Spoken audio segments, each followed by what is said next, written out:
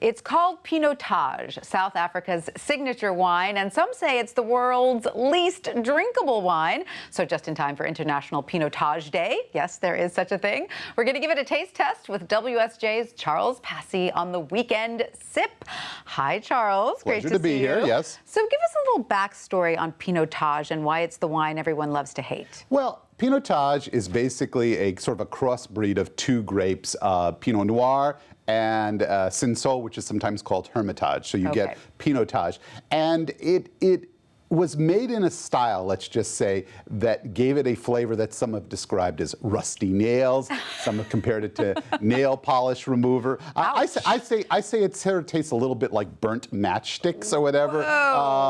And so it has been a wine that has had a flavor characteristic that a lot of people find very unpleasant. And yet it's popular in South Africa. Hugely popular. Right? They have enjoyed it for decades. It's been around for about a century and has always done very well. Some say that they kind of got acclimated to it. They didn't know it was weird, and so they thought this was good.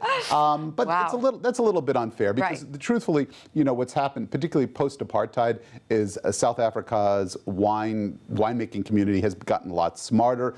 They've benefited from sort of international knowledge and research, and they're making, well, they say, good Picotte. There was nothing wrong with the grapes. It was just the winemaking method that.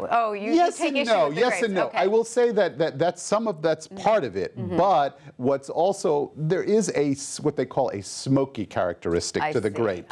So that, you know, some people might not like the flavor, perhaps even if it's made well. I would say that if it's made really well, that smoke is very subtle. But you're seeing this change, and you have brought a bottle from a South African winemaker, I presume. Yes. Who's on a mission to make us all feel differently about Picotte. This is a high-end Picotte. I mean, this is a $42 Picotte. You can get Picotte for $10 to $20 easily these days. And this is a winemaker, a respected winemaker in South Africa that wants to take Picotte to the next level. Well, So we want to try it now? Let's give it a try. But first, Charles, tell us, how would you pair this wine? This goes good with grilled meats. I think what they call braai in South Africa, but barbecue would be a perfect accompaniment. It's a good red wine. Here we go. I'm a little scared.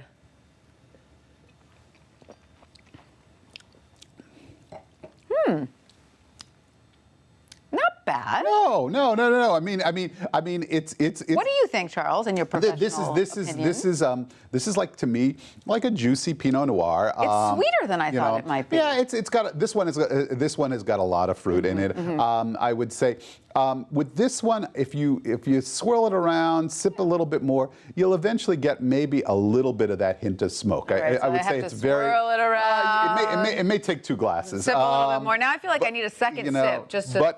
And go for it. But I will say that it's not pronounced. I had some Pinotages recently where I was getting matchsticks. But you're right. You know what? On second sip, I do like it a little bit better. Right. So maybe it does grow on. Yeah, this is a particularly well-made example, and if nothing else, it's a chance to explore another global style. And where can we buy this? This is very widely available. This is in a lot of states. This is one of the most popular Pinotages in the U.S. All right right. now. Well, cheers. Happy Pinotage. Yes, that's right. Thank you, Charles, for that.